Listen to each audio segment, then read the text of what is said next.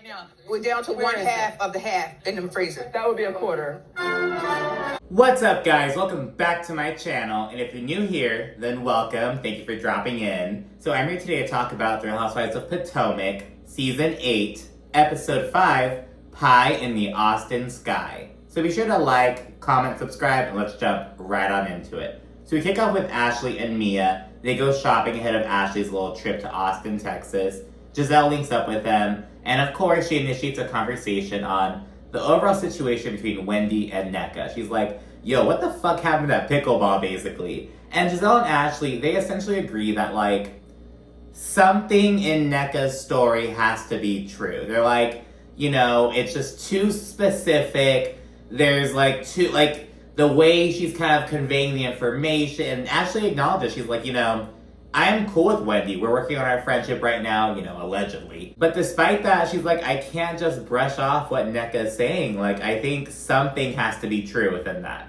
And I'm inclined to agree, because, you know, she's not just saying that, like, oh, Eddie and, I want to say Ike, but I don't know if it's like, okay, I know his name's like Ikenna or Ikenna. I know his name's like Ike or Ike. I don't know, I haven't heard it said enough to, like, know for sure. I'll just say Ike for now. But she's not saying that they just went to the same college. She's like, they were in the African Student Association. They, like, went to the same meetings and whatnot. Like, she's giving some specific examples.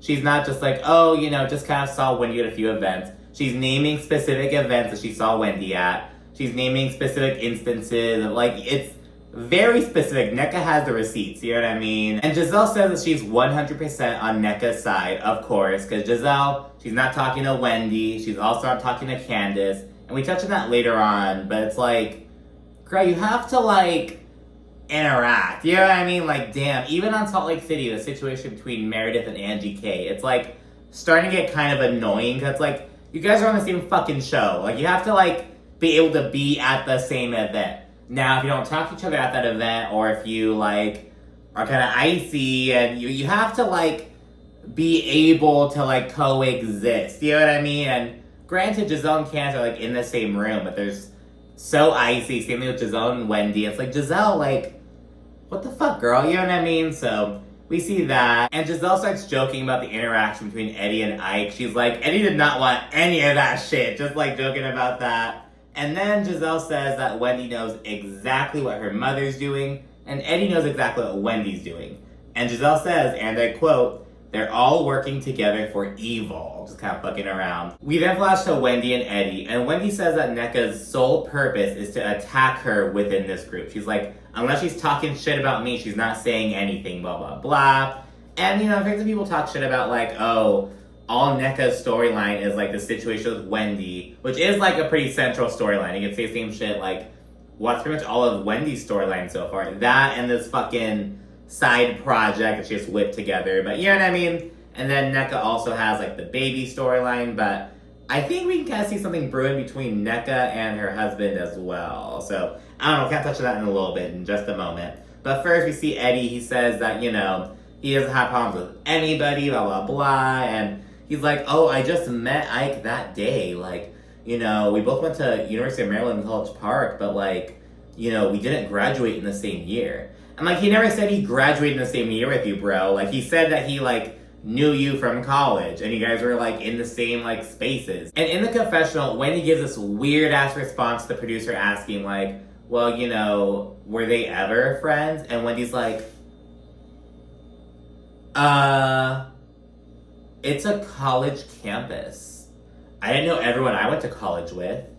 No one's saying that, bitch. It's, like, getting really fucking annoying. It's like, oh, like, Wendy is dancing around the question. And it's very noticeable. Because it's like, no one's saying that, oh, you have to know everyone you went to school with. But you, like, know the general, and she's naming a certain space that they know each other from. You know what I mean? It's like, you know, how big was the fucking African Students Association? You know, I don't know, but it's like, I'd assume that, you know, you would know them a little bit. You know what I mean? Like, there's some people who I kind of remember from college. You know, we didn't have, you know, I was an English major, but I took some classes in, like, other subjects.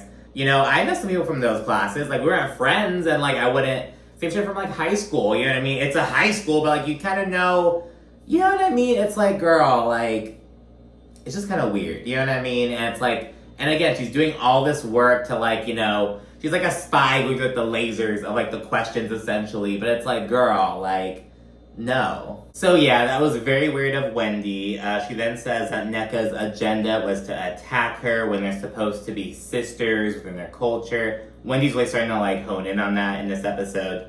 We then see Nneka and Ike, they go to an OBGYN, and she acknowledges all the pressure around her, like getting pregnant. We see footage of a FaceTime with her sister, and her mother.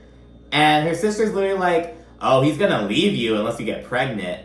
And it's like, girl. And granted, you know, we all know her. We all know, like, the relationship that, you know, she has with her sister. But it's like, why would you say that? And it's like, on camera, too. Like, I don't know. It's just so nasty. And Nneka, she acknowledges, you know, I wasn't trying to get pregnant on my honeymoon or even in the first year. We're just kind of enjoying being married. And now I feel like, now that I'm ready, I'm having these difficulties. I feel like everyone's gonna tell me like, oh, I told you so, yada, yada, yada. And while they're waiting for the doctor, Nneka admits that, look, I feel kind of badly over how I addressed the situation, how I brought the shrine shit up. I feel like I should have like texted Wendy one-on-one. And we do see that Wendy gave Nneka her number. Wendy like provided a receipt of that on Twitter. We'll get to that later on. Wendy like provided these receipts on Twitter to try to like prove her point, like absolve herself, because Wendy looks bad by the end of the fucking episode. And in the fucking preview for that matter. But the receipts didn't really help her case, essentially, so I don't know. Wendy is like going off the fucking rails, essentially. It's like, girl, what the fuck is going on? But yeah, the doctor then walks in, and his name is like, I think it's like Ihim, and that's their last name. And I was like, oh, like my name's Ikenna Ihim, and the doctor's like, oh, what part of Nigeria are you from? So kind of talk about that for a little bit. And from that moment onwards, it really felt like the doctor was just like giving all his attention to like Ike and not, you know, Nneka. It was like really kind of weird. And, you know, as the kind of meeting went on, the doctor was like, oh, you know, I see that, Ike, you have low volume in your sperm count, but I'm not worried with you guys. You know, Nigerians are very fertile. They're like the number one for like having like natural twins, I guess, like statistically, and just going on and on, basically like, oh, we don't have to worry about anything. Give it another like 6 months at least. And he really brushes it off, just like, oh, you guys are Nigerian, it's fine, it'll all work out. And Ike's like, oh, just have to have sex more often.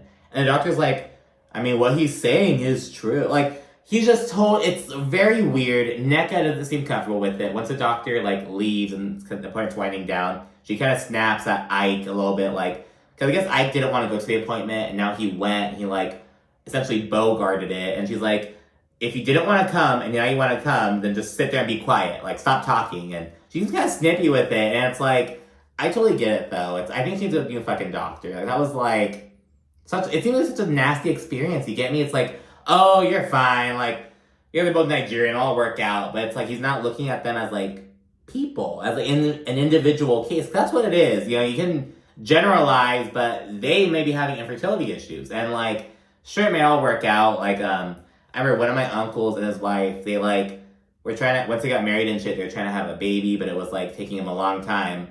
Then they had my cousin, and you know, after like years of trying, and then, you know, they're like, oh, okay, but then after they had their first kid, then they got pregnant again super quickly thereafter, because they weren't expecting it, you know what I mean? So it was like, they were having infertility issues at first, then they got pregnant, and then like those infertility issues went away. It was, I don't know. They didn't do IVF or anything, so it's like, same with cases like that, or like in other cases where it's like, you know, yeah, I'm from like a fertile group of people, but bitch, I'm having some difficulty. It happens. But yeah, I say all to say that like the doctor's appointment went kind of weird. Nneka didn't seem like, you know, it didn't seem like it went well in her eyes either, so I don't know, it's kind of fucking weird. I'm not sure how, we haven't seen a lot of her and Ike, but it's like, but we have seen, it's kind of like, oh, is everything all good? Like, you know what I mean? But who knows? Speaking of, is everything all good? We now see Mia and Gordon, they go to marriage counseling. And they open up about some of the issues they've been having in their marriage and whatnot. And Mia admits that she actually retained a divorce attorney because, you know, she was thinking about filing at one point. So they talk about that, and Mia points out that Gordon is like still trying to grind and build his portfolio and essentially like get those last few nuggets before he like starts to really chill out and retire, because, you know, Gordon's older than Mia and what? I think he's like in his early 70s at this point, to be honest. Is he? Let me look that up. Can fact check that. Yep, as of early October, he was 71 and Mia was 38. I don't know if one of them had a birthday in the past like 2 months, but that's early 70s. So yeah, he's like still trying to like grind, like still can essentially to like set his family up for success basically. And as they continue discussing the business shit, like Gordon fills in the counselor about like, oh, he got like voted out, blah, blah, blah. They go over like all that shit real briefly. And then Mia opens up about how they had a lawyer who like oversaw a sale of something and he essentially tried to scam them. He like kept some of their money as a fucking, saying it was an escrow or whatever, but he like kind of ghosted them. They reported him to the bar association after doing a little investigation and they got him disbarred. And afterwards, the guy ended his own life. So they talk about that. Gordon says that Mia is the sensitive one because she really takes it like really harshly. She's like, it's just about money. Like why did it have to get to this point essentially? But Gordon's like, no, it's business. Like he's the one who like fucked up, blah, blah. He's like, I'm the one who's like about business. I'm more like grounded on that shit. Kind of saying that they like, the opposites attract kind of thing that kind of helps us like maintain our dynamic. And it's kind of like a resource for us.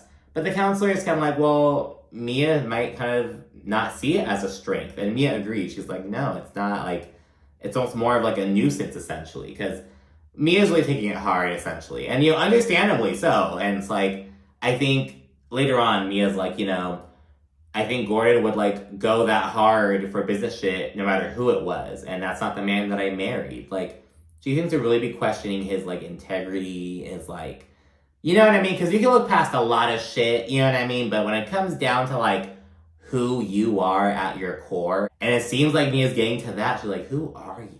And you know what I mean? Like we're really starting to see that. And I wasn't expecting that, because a lot of the shit right now is dominated by like, the Nneka, Wendy bullshit. But like we're getting a bit of Mia and like, seeing this rawness that, I wasn't really expecting it essentially. And then Gordon, he says though that it was not about the money. He's like, I wouldn't have been able to like live with myself if I had, not gone for it. He essentially kind of tried to turn the tables. He's like, okay, well, Mia's being all sentimental about it. Well, it wasn't about the money. It was about me trying to like stay true to myself and do what I need to do. Like he tries bringing that aspect in, but Mia's not buying it. And Mia says, she doesn't think that it's right. And this is not the man that she married. And the counselor observes that Mia and Gordon seem to have different ideas of like safety. It seems to be like this situation is really opening Mia's eyes, and it sounds like she wants to drop all this shit with like, oh, suing Gordon's family members and blah, blah, blah. But Gordon's like, no, I'm still gonna do it. That seems to be what it is. Like, this seems to have been like, wow, like, this is how quickly shit can go left. I don't want, like, it's just money. But Gordon's like, no, it's business. We can't just give up on that. They seem to have these different ideals. Mia's focused on the family and like the emotional, the sensitive kind of aspect, whereas Gordon's about the firm, the cash, the fucking grounded, the principle type. Not even really the principle. It's, I don't know how to explain it, but they have those different like mindsets. You know what I mean? Mia's obviously the more humanistic, but the question is like, well, do you think that the guy should have just been allowed to just get off scot-free? You know what I mean? Like, I don't know, like what, it's a tough situation, you know what I mean? Because like, you know what the guy did was wrong, but you hate what he ultimately did. So Mia's questioning if like, would he have still ended his life if we hadn't reported him? It's this whole thing, and Mia's really struggling with that. And, we're really seeing this other side of Mia, essentially, especially after last season. Like, God, Mia was just so insufferable towards the end of last season. You know what I mean? So I think we're seeing this different side of her now, and it's really refreshing, to be honest. I'm liking Mia this season. We then see everyone gear up for the Austin trip. We see a little scene with Giselle and her oldest daughter, Grace. She's like, all right, you're 18 now. Like, you're going to be babysitting the girls while I'm away. Like, if one of them wants to bring a boy over, what are you going to say? And Grace is like, that's none of my business. Just like, girl, I'm a fucking narc, essentially. Just kind of talking shit. After landing in Texas, Giselle asked Karen about, like, where she stands with Robyn. And Karen gives this whole fucking pie analogy bullshit, like, all right, I cut the pie in half. She presumably ate half the pie. I don't know what that half, and she put the other half in the freezer. So she's like, I still have some shit to deal with Robyn. So she talks about that. It's this whole fucking thing. Basically, they still have some shit to discuss. After settling to the hotel, Giselle obviously prompts Karen to tell Robyn. And Karen says that half the pie is in the freezer, but Robyn's like, I thought we squashed it. And then Karen eventually says it's only a quarter of the pie. It's really fucking confusing, but there's some funny editing and moments, to be honest. It's just girl, shut up. You know what I mean? Karen, stop it. Just stop. That's in the refrigerator. Got 2 pieces now. Yeah, I cut it in half. I cut it in half right now. We're down to one half of the half in the freezer. That would be a quarter. Afterwards, the ladies segue to their rooms where we see some lovely construction views. There's a lot of construction going on in Austin, but Mia later points out, well, that means there's a lot of money in the city, honey. There's a lot of improvements going on, so just gonna look at it that way. They then head to this little poolside cabana kind of thing, and while sitting with Karen and Candace, Wendy says that she feels fine, and she doesn't really feel the need to discuss anything more with Nneka because she doesn't know her from a can of paint. That's what Wendy claims. And then Ashley, Giselle, and Nneka, they join, and Karen takes the opportunity to call attention to the situation between Giselle and Candace. And Candace is essentially like, oh, well, Giselle thinks that she doesn't talk to me or acknowledge me, they'll just disappear. But it's obviously not gonna happen. Just some there's a little icy exchange. Giselle's like, oh, for my own well-being and the well-being of my family, I'm just choosing not to engage whatsoever. Candace is like, oh, it's funny you say that because my bonus children and my husband were the ones who were in this state of mental disarray and their reputation was tarnished, blah, blah, blah, because of you. So they're essentially fuck that bitch. Obviously, because Giselle's the one not talking to Candace and Wendy, it's obviously it's Giselle. Something has to change, girl. You can't be on this show and not talking to full-time cast members the entire time. You're gonna have to just eat some shit and deal with it, bitch. So that kind of happened. They kind of move past that. Giselle says that nothing good can come from speaking with Candace, and Karen tries getting them to move forward, but, they just really go nowhere. We then check out the missing ladies, Robyn and Mia. They're off on a little walk, and Mia fills Robyn in on a situation with the lawyer who took his own life. Because, we know that Robyn went through a similar situation. She and Juan had a really good friend. He stole all his money from them, and once he was uncovered, he jumped off a bridge. And she talked about that in the past. That's why Mia feels comfortable opening up to her, and we see Robyn react to the news, and Mia gets very emotional. She's like, I don't want anything bad to happen to anyone, especially over some fucking money. It's just money. Especially, Mia went from, she had to downsize and everything. She's like, it's just money. It comes, it goes up, it goes down, but a life is a life. So she really has that mindset. We see that. Robyn comforts Mia, and she connects with her own experience, gives some insight, because Mia's I feel guilty. I feel if, we hadn't reported him, if he would have still taken his own life. And Robyn says, I can guarantee that he had been doing it to other people. It was all going to catch up to him. And Mia confirms this because, before the guy did it, he issued an apology. He took accountability and whatnot. So yeah, it's just it's just a really tough situation. And Robyn, she can really be there for me, I feel, and I hope that Robyn is actually able to be a friend to Mia with this. But anyways, back by the pool, Karen mentions again how quiet Giselle was at pickleball. It's kind of well, I've known you for a long time, what was up? It could have just been, because Candace was there, why are you so quiet? And Giselle's I just thought all the witchcraft stuff was really disturbing, so she brings that up. And Nneka says that she wholeheartedly believes all the speculation about the shrine shit, that Wendy's mother made that comment, because that's what she said. But Wendy questions the validity of this, and in response, Giselle's like, well, Wendy, your mom went off on Mia on social media, didn't she, say some stuff about her? And Wendy's like, yeah, but none of that was, witchcraft shit. And then, right then and there, Robyn and Mia arrive, and of course, taking the opportunity, Wendy, pulls out her phone, and she's like, I will read verbatim what my mother wrote. And she goes over the whole fucking message, and towards the very end, There's some shit about wishing Holy Ghost fire on Mia and Peter, and thunderstorm. Amen. And after reading this shit, Wendy's like, see, there's no witchcraft stuff there. And Lee's like, girl, what the fuck? Holy Ghost fire? Thunderstorm? Like, what the... Okay, that's not witchcraft. Well, sure as fuck isn't like some fucking blessing. You know what I mean? It's like, girl. It's like, what the fuck? So, Wendy then says that the issue was never about Nneka. It was over Ivy, who's Wendy's sister, and Lebe, who's Nneka's cousin-in-law. So Wendy says that, but Nneka says bullshit, and she brings up all the clout allegations. They're like, oh, you know, your sister was saying that I was trying to join this group and connect with these ladies by saying I was friends with you. Like, she brings that up. And Nneka also said that she never claimed to be friends with Wendy. She's like, I met you in passing, but I never said I was friends with you.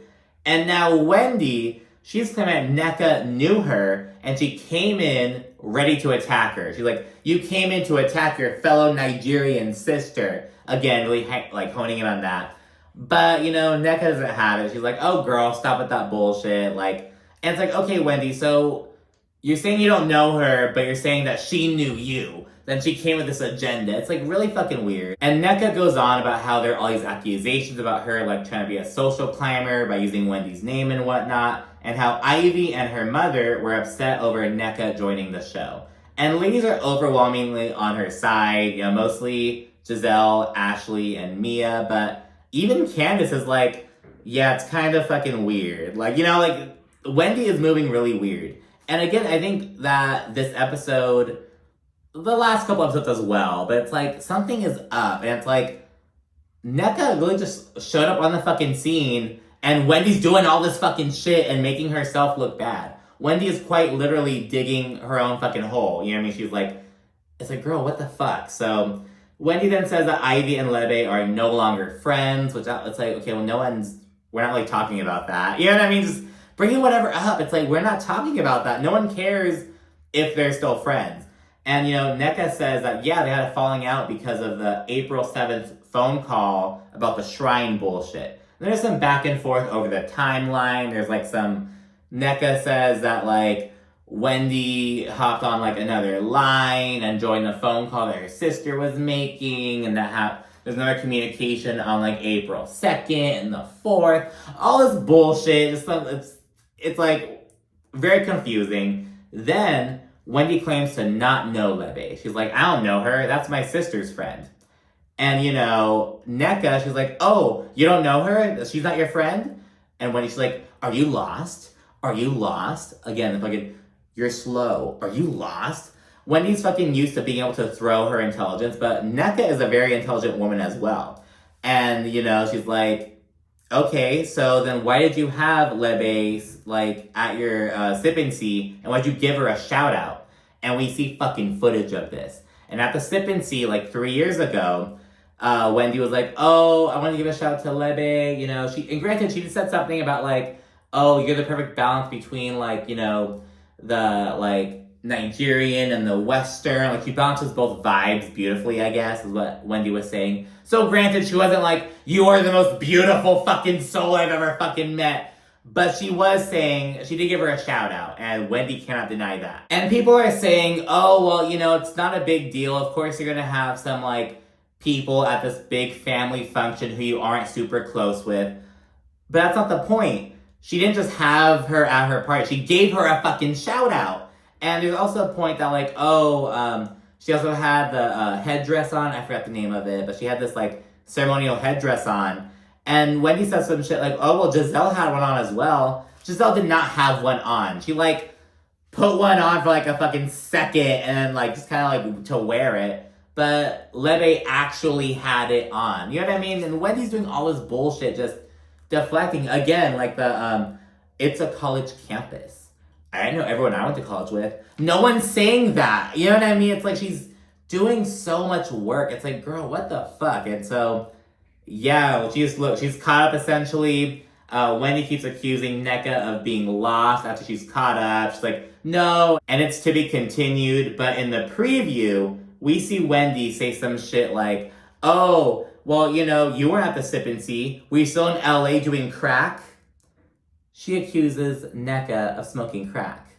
And she's all laughing and shit, and it's like, what the fuck is that, Wendy? And you know damn well if anyone would say that shit to Wendy, she'd be so quick to be like, oh, you're trying to shit on another woman's success, blah, blah, blah. But here she's doing it to someone, and it's like, Nneka's a lawyer. Why are you assuming that she's doing crack over in LA? What does that say about your perception about, you know what I mean? It's like, girl, very shameful of Dr. Wendy, and she, like, shared this shit on Twitter, like, sigh, I didn't want to bring these receipts, but they really did her no favors. They really didn't. All they did was prove that Wendy did know Lebe, and, you know, she, like, tried reaching out to Nneka or some shit. Just some weird shit. Wendy's moving so weird, and she's making herself look bad. Nneka isn't really doing much other than, like, providing very specific receipts, essentially. And Wendy it seems like Wendy is trying not to lie, but she's doing a lot of dancing around the questions. And again, it's very noticeable and quite pathetic. But anyways, that's my whole recap of this episode. Thanks so much for watching. Be sure to like, comment, subscribe, and of course, stay tuned for more. Thanks again. Bye.